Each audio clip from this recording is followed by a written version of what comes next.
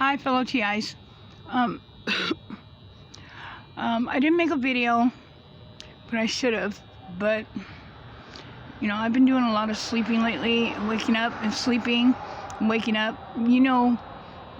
Our sleeping, a lot of us are sleep deprived.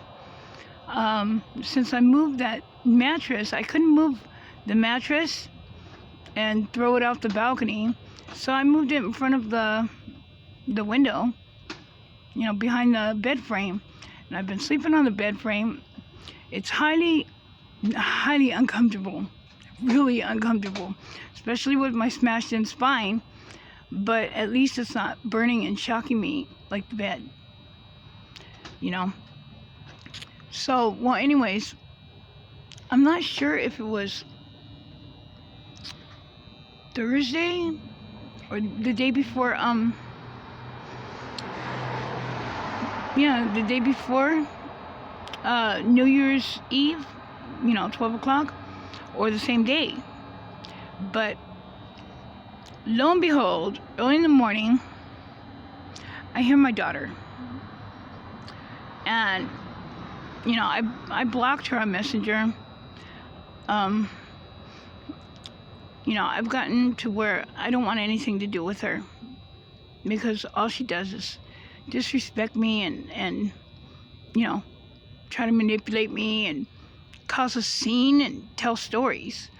When I let her stay over my house last time, she also brought somebody else and a dog that wouldn't poop outside. I had no room to move around.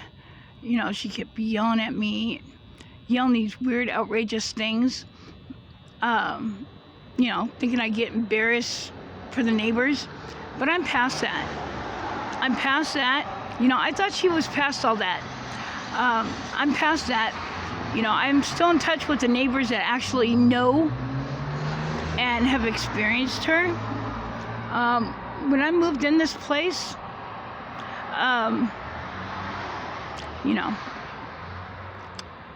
I had hair down to my ass, was wearing my checkered shorts, my long socks, I was really heavy. I don't know. Well, anyways, she made friends with the neighbors, and, not just the neighbors in the apartments, but, one of my handlers. Well, anyways, she made friends with them, told them some outrageous things, like, I don't feed her, and she was raised on the streets, and I'm crazy, and all kinds of things. Well, I may be a little bit crazy, but no. Well, anyways, people looked at me like really weird, and they didn't talk to me, weren't friendly.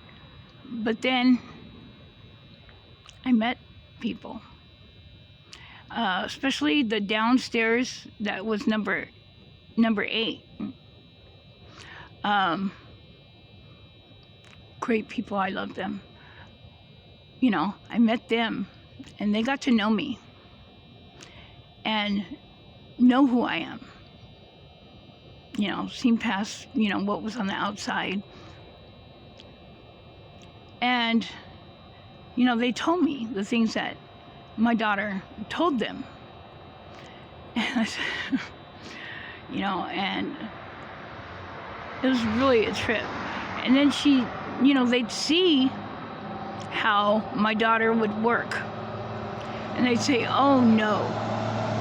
So pretty soon, the neighbors, they didn't want nothing to do with her. And they knew she was a liar, and they seen her little escapades, and,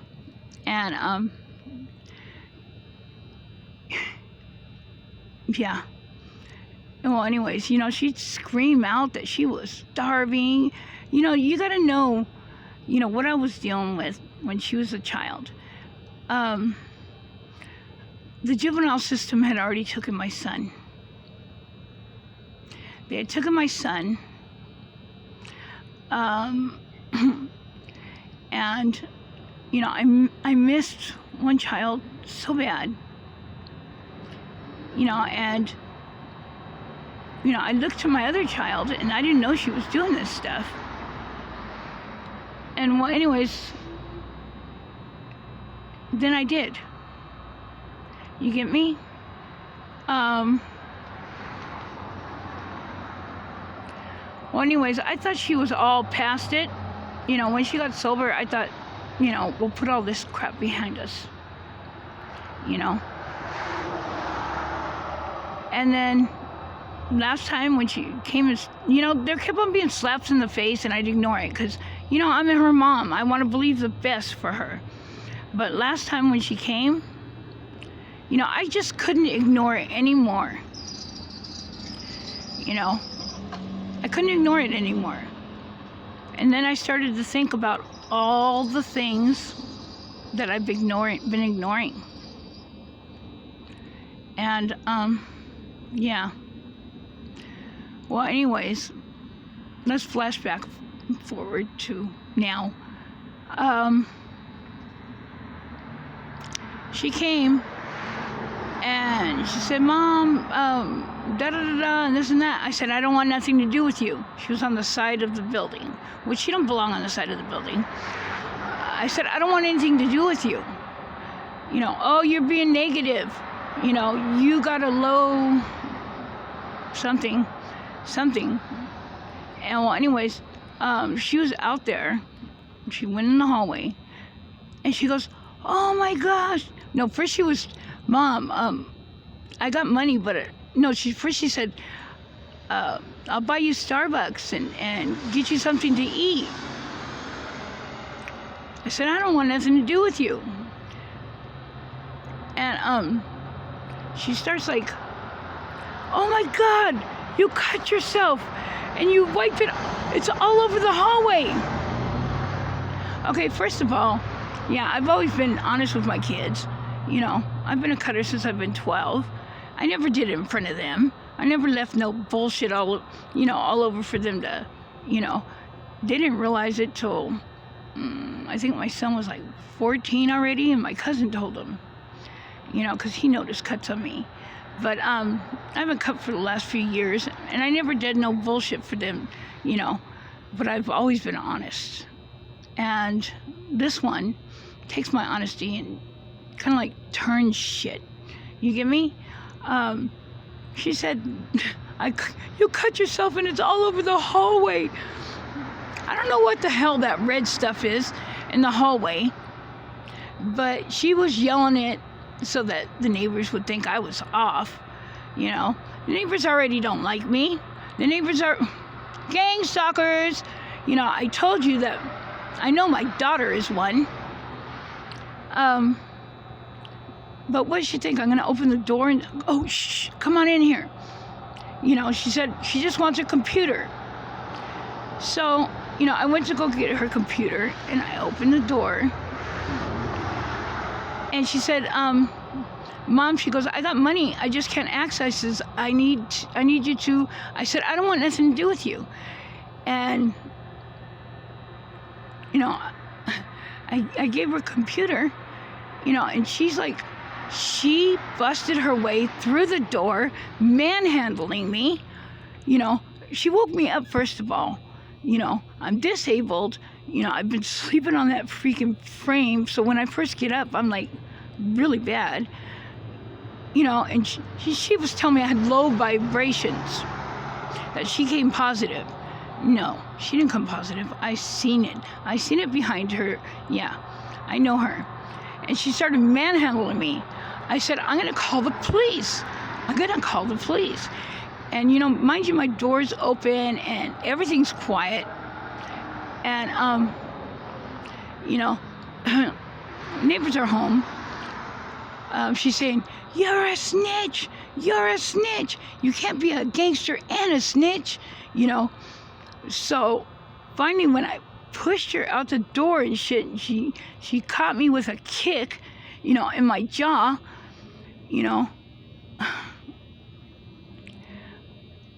Yeah, That's why I don't want anything to do with her. It was even worse when she was young. Okay, she had a computer. You know, she can go. Then she was back later.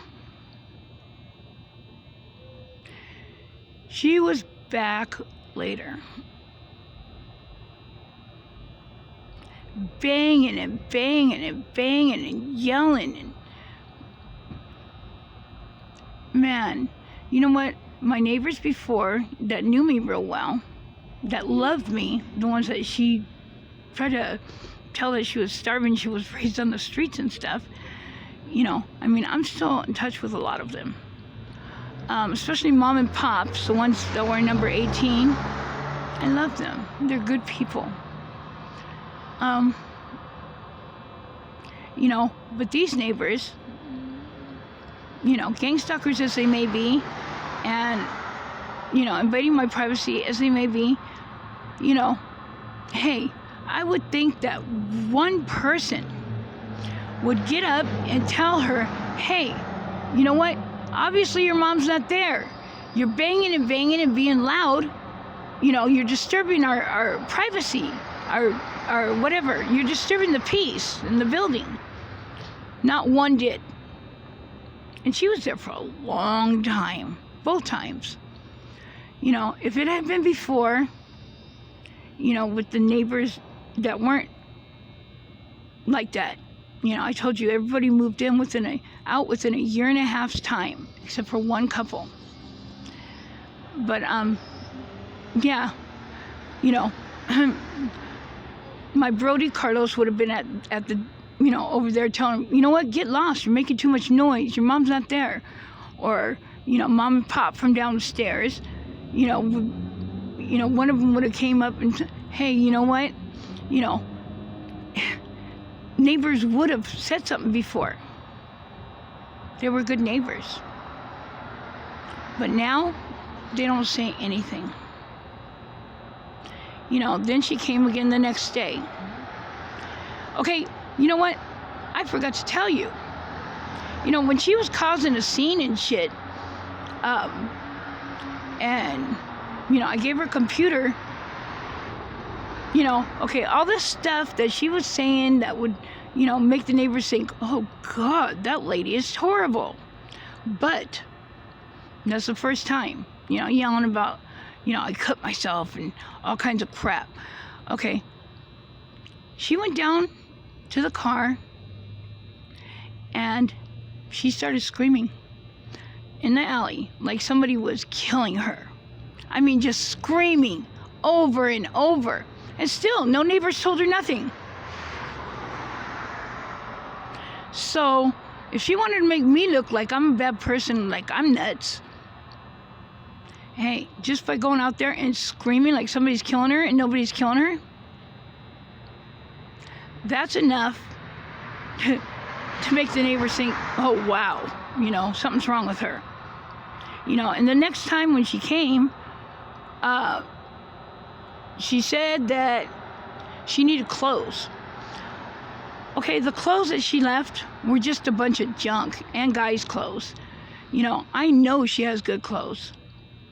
You know, I bought her good clothes, and plus she has good clothes. She has good things. She left a bunch of junk over here. She also left, oh, well, I can't say that because I'm not going to get her in trouble.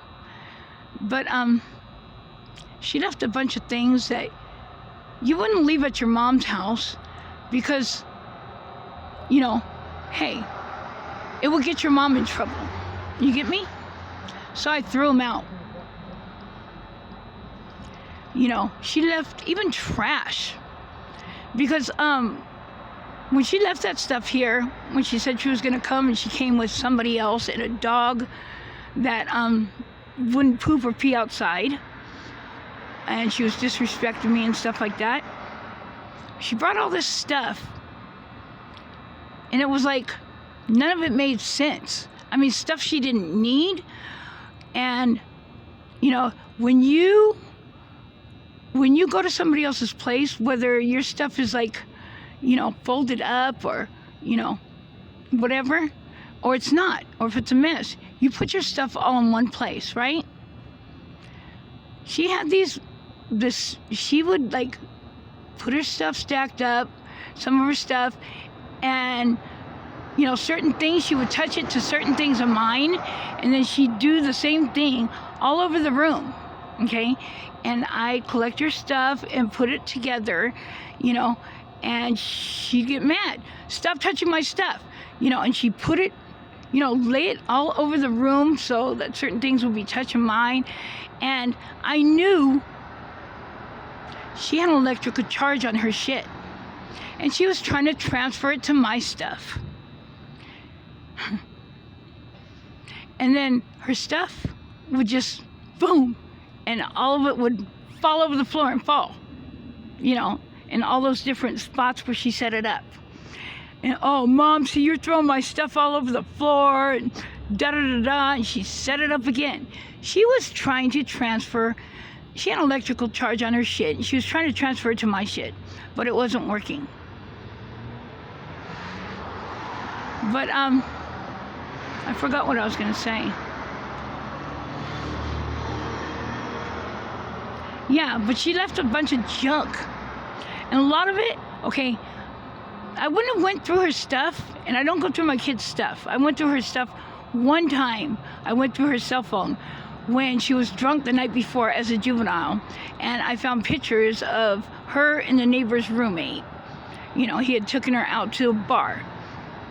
Well, anyways, I don't go through their stuff, but I thought it weird that, the backpack that the computer was in, the laptop, she locked it.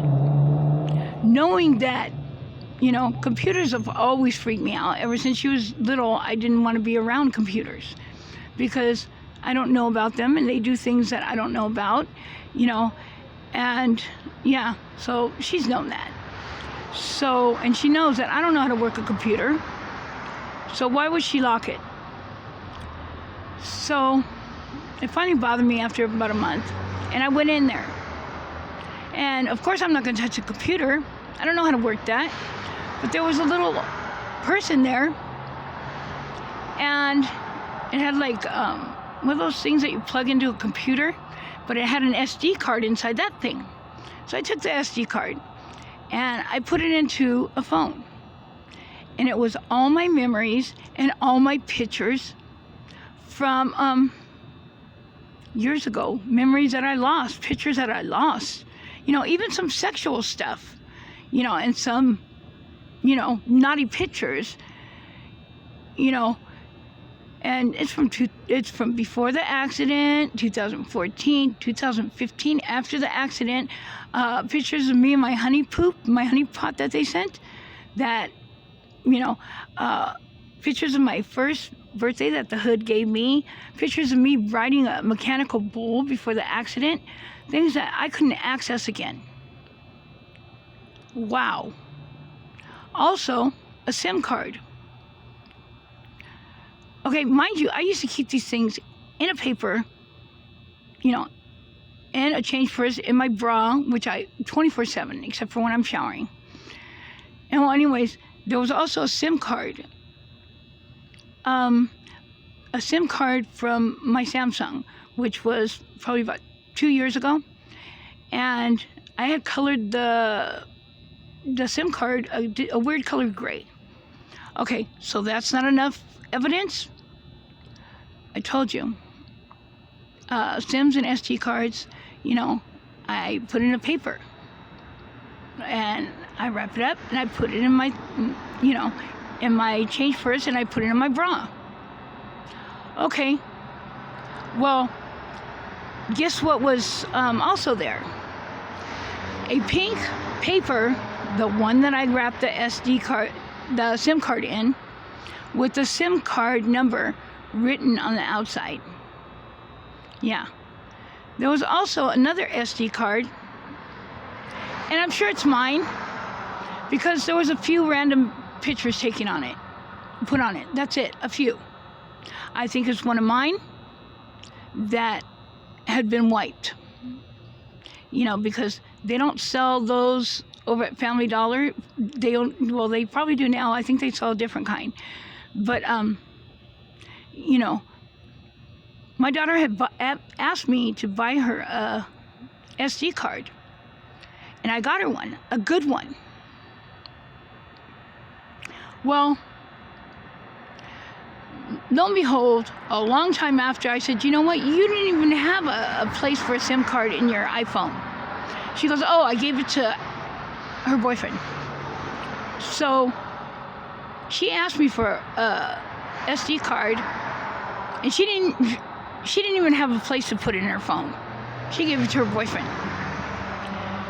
And well, anyways, the what do you call it? You know, the cartridge that the SD card comes in?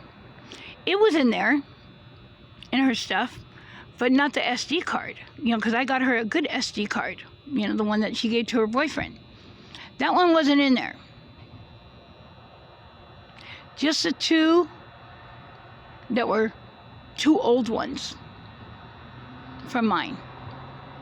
One that she wiped and put pictures on, and the other one holding all my stuff from years ago. Okay, if that isn't enough, I don't know what is. I can no longer ignore everything. You know, and when I told her this, she said, you're crazy. You know, da-da-da-da, and this and that. Of course she's gonna say I'm nuts. But it wasn't her stuff. So, you know what? I got rid of a lot of her things that were like nonsense. Like a mesh screen that hangs up over the doorway, gone. You know, like a basket that's like to carry a baby, but it's like, you know, in the basket material, like it was woven or some shit, gone. All those catalogs, gone. Other stuff, gone. And the clothes that she brought were just junk. You know, I still have those. And then she came back one more time and said she needed her court papers. She don't have no court papers in there. You know, I told her, you know what, why don't you take your things that you don't want to lose, you know, like your social security cards and your county papers and, you know, birth certificate, whatever, and you keep them here. They won't get lost. She didn't keep one important thing here. One important thing.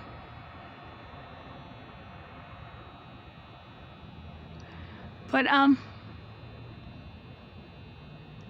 yeah, she wants me to open that door. She wants me to open that door. And then she asked for her brother's number the first time. She said, see, you're keeping my brother from me. First of all, I keep losing my contacts. You know, so I don't even have his number. Second of all, she can get a hold of him on Messenger. Third of all, I wouldn't do that to him. I wouldn't do that to him. She makes scenes over there too. You know. I mean, I love my children. I love her. But I guess she was spoiled. I mean, she used to, my son would be sitting next to me, and if she came to sit on my lap, she'd cry as a baby. Because she wanted her brother to get up and not be near me. And son would say, it's okay, Mom, I know you love me. And he'd move. It's okay, she needs you, she's a baby.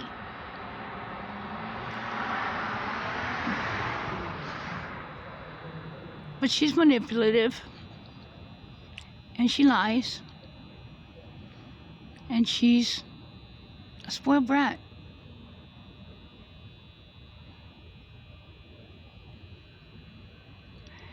And I love her. But until she gets sober, or until she is that person that she started being,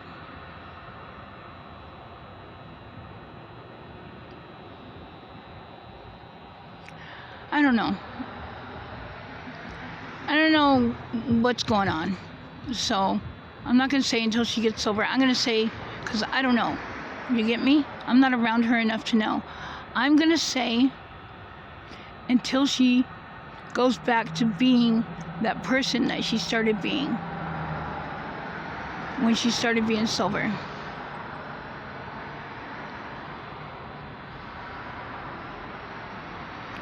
That's the person that made me put everything behind me.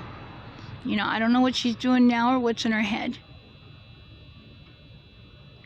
You know, all I know is that she's gone back to acting the way she used to be. You know, I can't say what's her personal business because I don't know. I don't know what she's doing.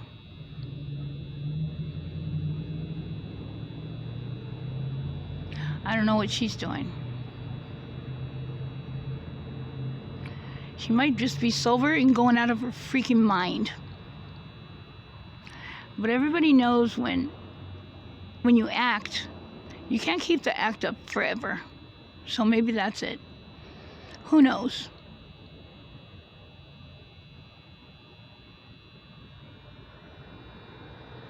Peace out.